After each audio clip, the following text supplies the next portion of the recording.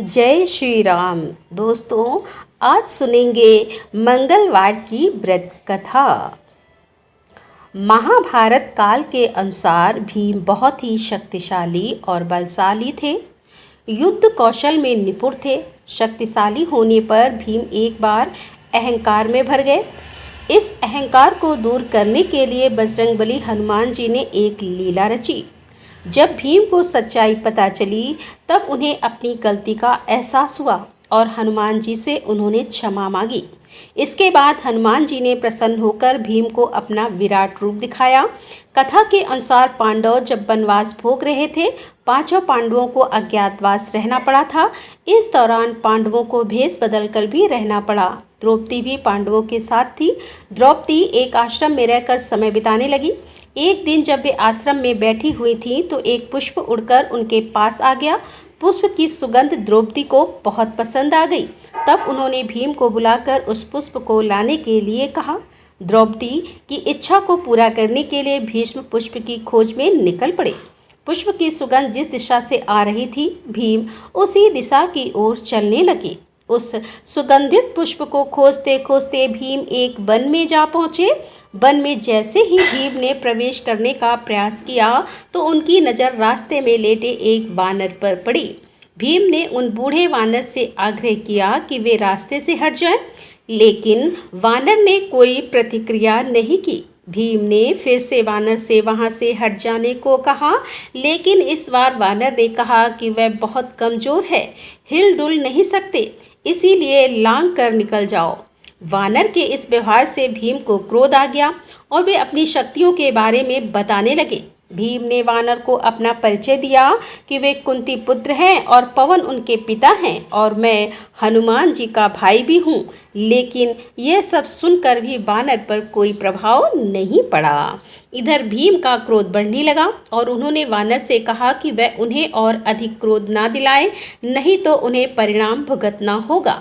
तब बूढ़े वानर का रूपधारी बजरंगबली हनुमान जी ने भीम से कहा कि अगर उन्हें अधिक जल्दी है तो वे उनकी पूंछ उठाकर जा सकते हैं। भीम ने क्रोध में आकर उन वानर की पूंछ हटाने का प्रयास किया, लेकिन वे उसे हिला तक नहीं पाए। तब भीम को आभास हुआ कि यह कोई साधारण वानर नहीं है और फिर भीम हाथ जोड़कर उनके सामने खड़े हो गए और वानर से उसका परिचय पूछा। तब उन वानर ने भीम को बताया कि वह कोई और नहीं बल्कि स्वयं हनुमान हैं। भीम हनुमान जी को सामने देखकर चकित रह गए और हाथ जोड़कर खड़े हो गए। तब हनुमान जी ने भीम को बताया कि आगे विशेष वन है, यह रास्ता देवताओं का है और यह मनुष्यों के लिए सुरक्षित नहीं है, इसीलिए उन्हें तुम्हारी रक्षा के लिए आना पड़ा। भीम को हनुमान जी ने उस पुष्प के बारे में बताया कि वहाँ से वह पुष्प ले जा सकते हैं। पुष्प लेने के बाद हनुमान जी ने भीम से कहा कि अब तुम यहाँ से जा सकते हो। भीम ने हनुमान जी से आज्ञा लेने से पहले अपनी एक इच्छा भी रखी। भीम ने हनुमान जी को अपना विराट रूप दिखाने की इच्छा प्रकट की। तब भीम के कहने पर हनुमान जी ने विराट रूप धारण किया और उस विराट रूप के दर्शन करने के बाद भीम ने हनुमान जी का आशीर्वाद लिया। हनुमान जी ने भीम को गले से लगाया। हनुमान जी के गले लगाने से भीम की शक्ति और भी बढ़ गई। भीम ने हनुमान जी से आग्रह किया कि वह कौरवों के साथ होने वाले युद्ध में पांडवों का साथ दें, जिस पर हनुमान जी ने कहा कि जिस युग में मैं हूँ वह युग दूसरा था, उसमें मैंने श्री राम के लिए कई युद्ध किए थे। अब यह युग दूसरा है, यहाँ मेरा युद्ध करना सही नहीं है, इसीलिए मैं युद्ध में सम्मिलित नहीं हो सकता, किंतु युद्ध में पांडवों के रथ की ध्वजा पर मेरा वास होगा। इस प्रकार हनुमान जी महाभारत युद्ध में हमेशा श्री कृष्ण और अर्जुन के रथ की ध्वजा पर विराजित रहे और अर्जुन और पांडवों के रथ की रक्षा करते रहे। श्री ऋणमोचक मंगल स्रोत पाठ मंगल देव को समर्पित है। इस स्रोत के पाठ से कर्ज से मुक्ति मिलती है, आर्थिक समस्याएं दूर होती हैं। इस स्रोत में मंगल देव जी के सभी 21 नामों का वर्णन मिलता है। मंगल देव का संबंध हनुमान जी से है और हनुमान जी सभी प्रकार की समस्याओं से छुटकारा दिलाने वाले देवता माने जाते हैं। ऋणमोचक मंगल स्रोत का पाठ जो भी मनुष्य करता है उस पर मंगल भगवान प्रसन्न होते हैं। उसे धन धान प्रदान करते हैं, वह मनुष्य कुबेर भगवान की तरह धन संपत्ति का स्वामी बन जाता है।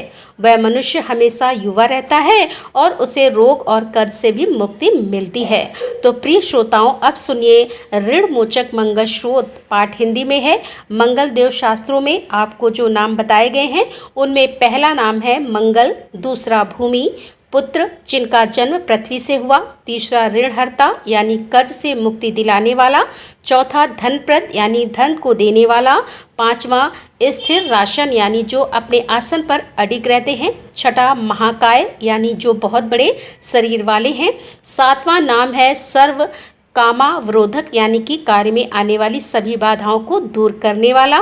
हे मंगल देव, आपके नामों में आठवां नाम लोहित, नवां लोहितांग, 10वां साम का नाम यानी कृपा करने वाला, जिसका अर्थ सामंग ब्राह्मणों के ऊपर अपनी कृपा दृष्टि को रखने वाला, 11वां धरात्मज यानी पृथ्वी के गर्भ से उत्पन्न होने वाला, 12वां कुंज, 13वां भौम, 14वां भुदित यानी ऐश्वर्य को देने वाला, 15वां भूमि नंदन यानी पृथ्वी को आनंद देने वाला।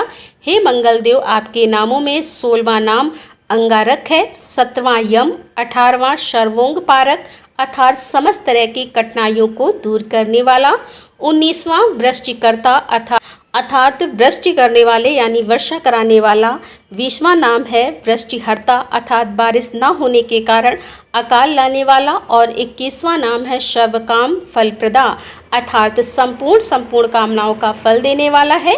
हे मंगल देव, जो मनुष्य आपके इन 21 नामों का वाचन सच्चे मन और विश्वास से करता है, उस मनुष्य के ऊपर कभी ऋण यानी कर्ज नहीं होता और वह अथाह धन की प्राप्ति करता है। हे मंगल देव, आपकी उत्पत्ति पृथ्वी के गर्भ से हुई है। आपकी आभा आकाश में कड़कड़ाने वाली दामिनी अर्थात आकाश में चमकने वाली बिजली के समान है। सभी तरह की शक्ति को धारण करने वाले कुमार मंगल देव को मैं नतमस्तक होकर प्रणाम करती हूँ। हे मंगल देव, आपके मंगल स्रोत का पाठ मनुष्य को हमेशा अपने मन में किसी भी तरह के विकार को दूर कर और अपनी पूर्ण श्रद्धा और आस्था के साथ करना चाहिए। जो भी मनुष्य इस मंगल स्रोत का पाठ करता है और दूसरों को सुनाता है, उसके सभी कष्ट दूर हो जाते हैं। अंगारक अर्थात अग्नि की ज्वाला से जलने वाले महाभाग अर्थात पूजनीय ऐश्वर्यशाली भक्तों के प्रति वात्सल्य यानी प्रेम रखने वाले आपको हम नतमस्तक होकर प्रणाम करते हैं। आप हमारे ऊपर किसी दूसरे से लिया हुआ उधार को पूर्ण करवाकर कर्ज को हमेशा के लिए दूर कर दीजिए। हे मंगल देव, मेरे ऊपर किसी दूसरे का कोई बकाया हो तो उसे समाप्त कर दीजिए।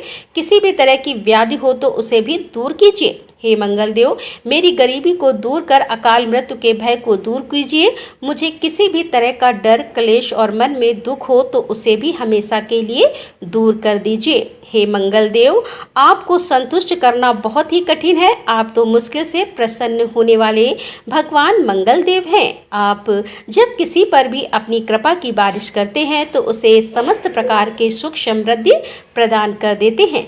जब आप किसी पर नाराज होते हैं तो उसकी सार्वभौम सत्ता को भी तहस नहस कर डालते हैं। हे महाराज, आप जब भी किसी से नाराज होते हैं, अनुकृपा दृष्टि से उसे हीन कर देते हैं।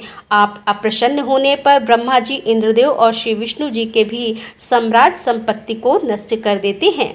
फिर मेरे जैसे साधारण मनुष्य की तो बात ही क्या है। प्रभु, आप सबसे शक्तिशाली और सबसे बड़े राजा हैं।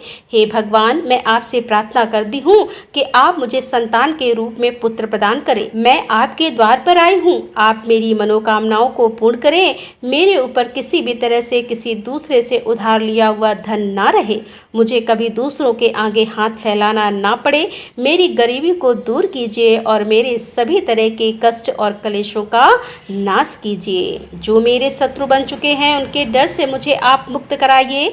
जो भी मनुष्य इन 12 श्लोकों वाले ऋण मोचक मंगल स्रोत में मंगल देव की वंदना करता है, उस मनुष्य पर मंगल भगवान प्रसन्न होकर उसे धन धान्य प्रदान करते हैं। वह मनुष्य कुबेर भगवान की तरह धन संपत्ति का स्वामी बन जाता है।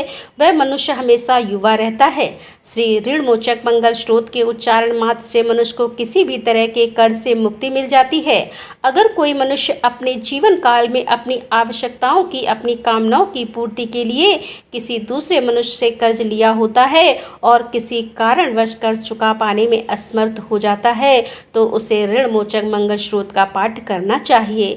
कर्ज में डूबे हुए मनुष्य इस ऋण मोचक मंगल स्रोत का जाप श्रद्धा और विश्वास के साथ नियमित रूप से करता है तो उसे कर्ज से मुक्ति मिलती है। ऋण मोचक मंगल स्रोत पाठ समाप्त। सभी मिलकर प्रेम से बोलिए मंगल देव की जय। बोल बजरंगबली भगवान की जय। जय श्री राम।